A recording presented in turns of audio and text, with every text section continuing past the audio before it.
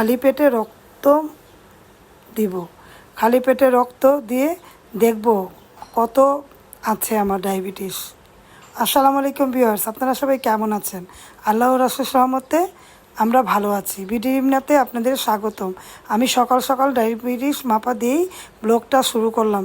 Doctor বলেছে আমাকে 3 দিন পর পর ডায়াবেটিস খালি পেটে কত, ভরা পেটে কত, এগুলো লিখে রাখতে, আর প্রেশার সাথে প্রেশারও মাপতে বলেছে। তার জন্য আমরা নিয়ম অনুযায়ী করছি। সকাল সকাল উঠে আমি ডায়াবেটিস মাপছি, তাই আপনাদের মাঝে শেয়ার করছি। ডাক্তার যেভাবে বলে সেভাবেই তো করতে হবে, তাই না ভিউয়ার্স? ডাক্তারের নিয়ম মতো চলতে হয়। আমার 3 দিন পর পর ডায়াবেটিস মাপতে বলেছে, আর 45 মিনিট করে হাঁটতে বলেছে। তাই যেভাবে আমি ডাক্তার বলেছে ওই রকম করে রিন্থের আব্বু আমাকে মেপে দিচ্ছে। দেখুন, কিন্তু রক্ত মাপাটা দেখালাম না। এখন দেখুন রক্ত নেওয়ার পরে আমার খালি পেটে কত এসেছে, 10.8। তাহলে বুঝেন খালি পেটে এত, ভরা পেটে তো হবেই। ভরা পেটে ডাক্তার বলেছে খালি পেটে 6, 7, আর ভরা পেটে 8 হলে 9 হলে ভালো। কিন্তু আমার ভরা পেটেই হয়ে গিয়েছে 10.8, তার মানে 11। খালি পেটে সকাল সকাল আমি ডায়াবেটিসটা মাপলাম, আপনাদের মাঝে শেয়ার করলাম।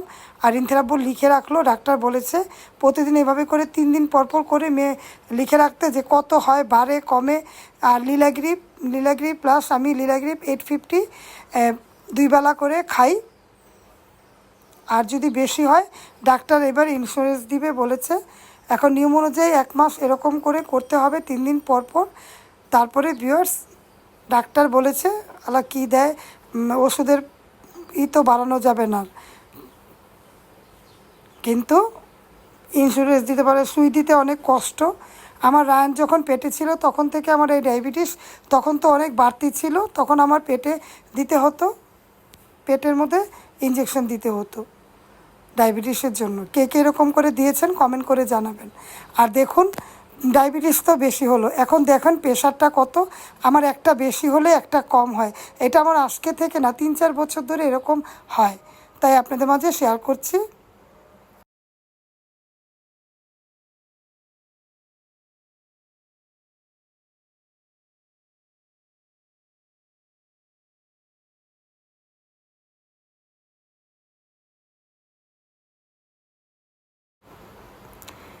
বিছানা বসে আমি এটা মাপছি, দেখুন কত হয়, আপনারাই দেখতে পাবেন। কারণ আমাকে যেভাবে ডাক্তার বলেছে নিয়ম মতো চলতে, ওইরকমই করছি। শুধু আপনাদের সাথে শেয়ার করছি কে কে এরকম করে সকাল বিকালে, সকালে আর খালি পেটে ভরা পেটে ডায়াবেটিস প্রেশার মাপেন বলবেন। আমার ডায়াবেটিসের সাথে সাথে প্রেশারটাও মাপতে বলেছে, কারণ আমার ডায়াবেটিস যদি বেশি হয়, এটা আমার সবসময় আমার শরীরের তারতম্য ভালো না। যদি ডায়াবেটিস বেশি হয় প্রেশার কম হয়, প্রেশার বেশি হলে ডায়াবেটিস একেবারে নেমে যায়। এই দেখুন 100 থাকার কথা 120 আর 80, এখন আছে 67 আর 100, তার মানে একটু লো আছে। তো এইরকমই ডায়াবেটিস একটু বাড়তি হলে প্রেশারটা লো হয়, আবার প্রেশার বাড়তি হলে ডায়াবেটিস লো হয়। এরকমই আমার চলছে। আমার জন্য দোয়া করবেন। আমার দায়িত্ব আমি করলাম, কারণ কষ্ট হলেও রক্ত দিতে হবে। আর এরকম নিয়ম অনুযায়ী রিন্থের আব্বু মেপে দিচ্ছে। রিন্থের আব্বু না হলে রায়ান মাপে। এরকম করে আমার ঘরেই আমার ট্রিটমেন্ট হচ্ছে। ডাক্তারকে বলতে হবে, দেখাতে হবে, তাই ডাক্তার যেভাবে বলেছে লিখে দিয়েছে, আমি ওইভাবে করেই চলছি।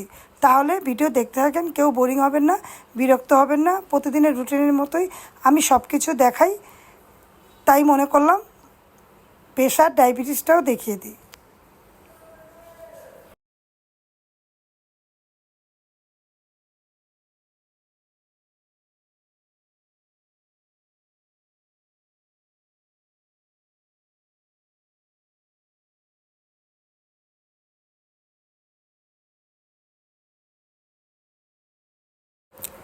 তারপরে সকাল সকাল ছেলেকে ডিম দিয়ে পাউরুটি ভেজে দিচ্ছি।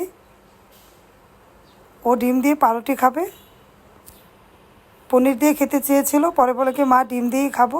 তোরা ডিম দিয়ে খাবে, আমি আজকে পাউরুটিও খাবো না, কিছুও খাবো না, রুটি দিয়ে চা খাবো, নাহলে বিস্কিট দিয়ে চা খাবো। ওদের জন্য ভেজে দিচ্ছি, কারণ আমি ওষুধ খেয়েছি তো, ওষুধের আধা ঘন্টা পরে আমার নাস্তা খেতে হয়। তাহলে ভিডিও দেখতে থাকেন, ভিডিওর পাশে থাকেন। আমি পাউরুটিটা ভাজি। কে কে এরকম করে ছেলের আবদার পুরা করেন তাও কমেন্ট করে জানাবেন। 45 মিনিট হাঁটতে হবে আমার। 45 মিনিট আমি হাঁটি, ঘরে বাইরে ছাদে যেখানেই পারি সেখানেই হাঁটি আমি ভিউয়ার্স।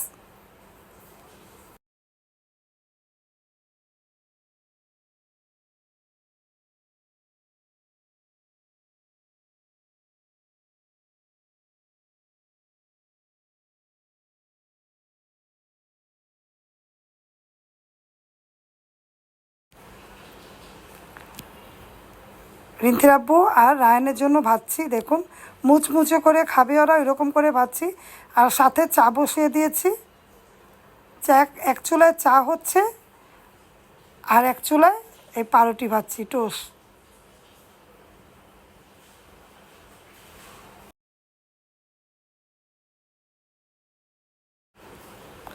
নাস্তা খাওয়ার পরে বিছানাটা ঝেড়ে নিলাম। দেখুন টুকটাক কাজ করতে হয়, একটু নড়াচড়া করলেও ভালো। যখন মাথাটা ঘুরায় তখন আমি কোনো কাজ করতে পারি না। এই দেখুন তরকারিটা রান্না করলাম দুন্দুল দিয়ে, খুলসা মাছের ঝোল।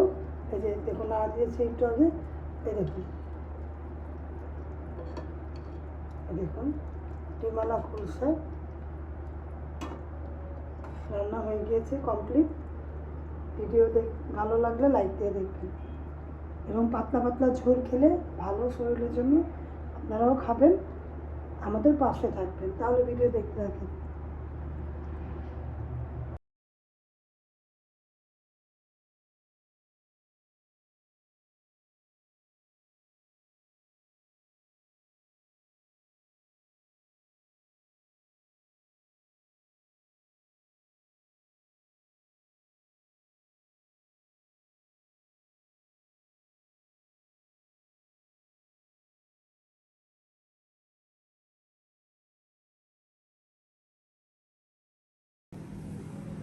সন্ধ্যার পরে রায়ানকে আর রায়ানের বাবাকে জর্দার সময় দিলাম, আর পরোটা, টানা পরোটা দিলাম গরম করে।